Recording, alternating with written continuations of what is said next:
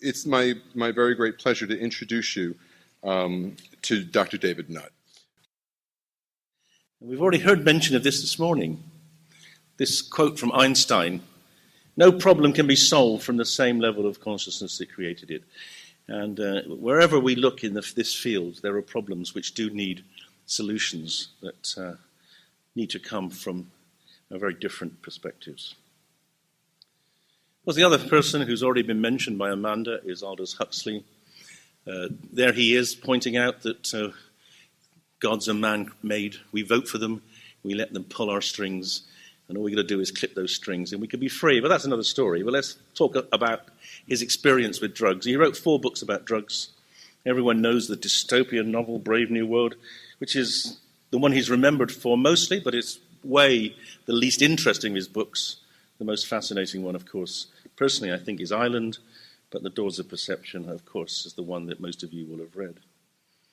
Brave New World was a very interesting perspective on the future of humanity. It was predicated on the idea that a drug called Soma was the drug which would be used to control the workers in a population so they could serve the needs of the elite. At the time, we didn't know what that drug was. He went back to the Hindu mysticism to come up with the name Soma. I think we now know what that drug is. That drug's called alcohol.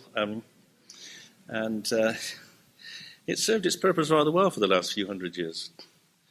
But Huxley wasn't satisfied with Soma, and he said this: "What is needed is a new drug which will relieve and console our suffering species without doing more harm in the long run than good in the short. Such a drug must be potent in minute doses." That's quoted from The Doors of Perception. And of course, that book was the book he wrote after experiencing a mescaline and then subsequently LSD-induced psychedelic experiences. And the quote, The Doors of Perception, is named after this quote from William Blake. William Blake was one of the great English mystics, visionaries, poets, artists. And Blake was disillusioned with humanity because, as a creative artist, he could see things that the average British man in the street or even British politician couldn't. And Blake said this: "If the doors of perception were cleansed, everything would appear to man as it is infinite. For man has closed himself up till he sees all things through narrow chinks of his cavern." And the book was named after The Doors of Perception. And Huxley realized, as a result of taking psychedelics, that his brain was constrained. His brain was constraining his mind, and he came up with this concept of the reducing valve. The brain is an instrument for focusing the mind.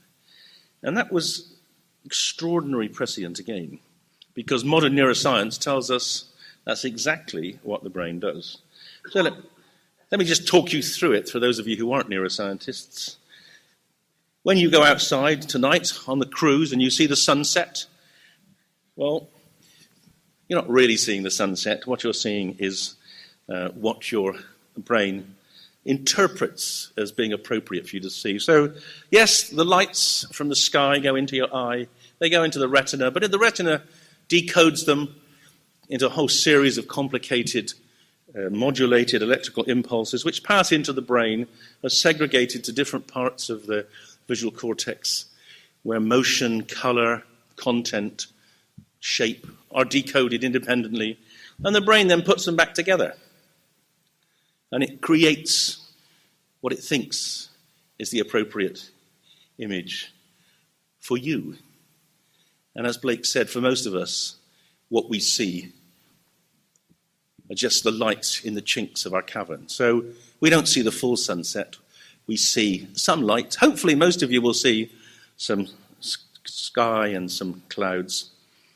But some of you won't necessarily. When depressed people look through the chinks of their cavern, they see the fires of hell and souls burning. And when addicts look through the chinks of their cavern, they tend to see their object of their addiction. So our vision is constrained by our brain.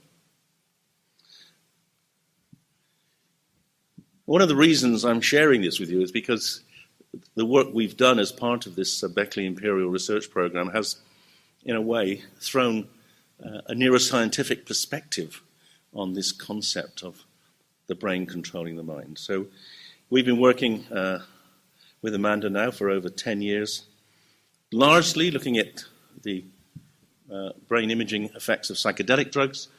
We started off working with psilocybin, magic mushroom juice, for a number of reasons. They give a relatively short-lived trip. They're used by millions of people every year, and there's never been a death, so they're very, very safe.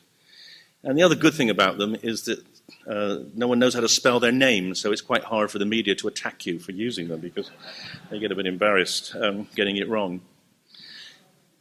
But the regulations around this drug are so intense that getting hold of a supply for medical research was very, very difficult. In fact, the costs of the drug were so enormous, the first study, we had to give it intravenously because that reduced the amount by tenfold. And that was the only way we could afford enough drug to be able to do the study. But it works intravenously, and we did a study, the first study of psilocybin. And we did it because the drug works on these receptors, these 5-HT2A receptors in the brain. So this is a PET scan showing where these receptors are. And the hotter the area of the brain, the more of the receptors that psilocybin works at. And you can see they're highly distributed in the cortex, the most highly evolved part of, certainly our universe that we know and that know about, the human universe. And they're there for a reason. We don't know what the reason is, but certainly they're a target for these drugs. The human brain has more of these receptors than any other brain, and the areas of the brain which control things like consciousness have the highest density of all. We also know that these receptors are controlling a very important group of neurons in the brain. You can see the distribution of these neurons in a layer called layer 5 of the cortex. And the neurons in layer 5 of the cortex are the neurons which integrate brain function. They're responsible for receiving information from other parts of the brain and sending out information to other parts of the brain. So they're the neurons which essentially make the brain work as a unified whole.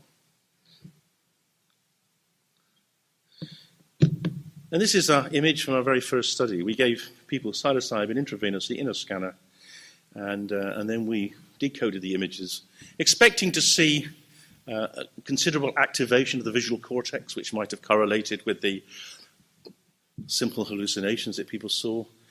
And yet, we didn't. All we saw were some areas of the brain where there was reduced activity. So these images, when you see a number of them, blue is less activity and red is more.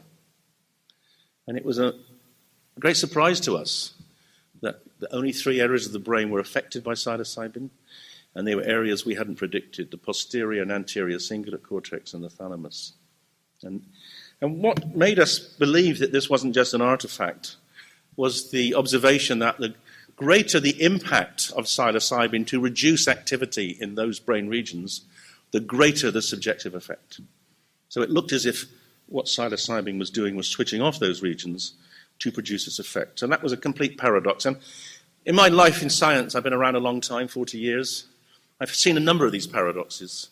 And I have a rule, an axiom, that if as a scientist you get exactly the opposite result to what you predict, you're going to be right. There's no subjective bias. There's no massaging the data to get a significance of 0.05. If it's completely wrong, it must be right. Interestingly, though, it's difficult to get that kind of data published. Referees were cynical. It's just all blood flow. Of course, it's not blood flow because it wasn't all over the brain. What do you expect if you mess the brain with psychedelics? I'd expect slightly better refereeing, actually, but that's what neuroscientists sometimes... Scientists can be really quite conservative in their approach to novelty. And there is this brilliant quote. And how many of you are scientists? A lot of you are scientists. Well, remember this. Orthodoxy is the die-hard of the world of thought. It learns not, neither can it forget. Now, Huxley wrote that about politics, but it's absolutely true for science as well. And please don't get stuck in the orthodox. And I want to finish with this quote from George Bernard Shaw. Those who cannot change their minds cannot change anything. And what I hope to have shown you today is that a neuroscientific approach to these drugs, where we can really interrogate the brain mechanisms in a reproducible, scientifically valid way, I hope that'll be one of the factors that helps society and politicians and regulators change their minds. Thank you very much.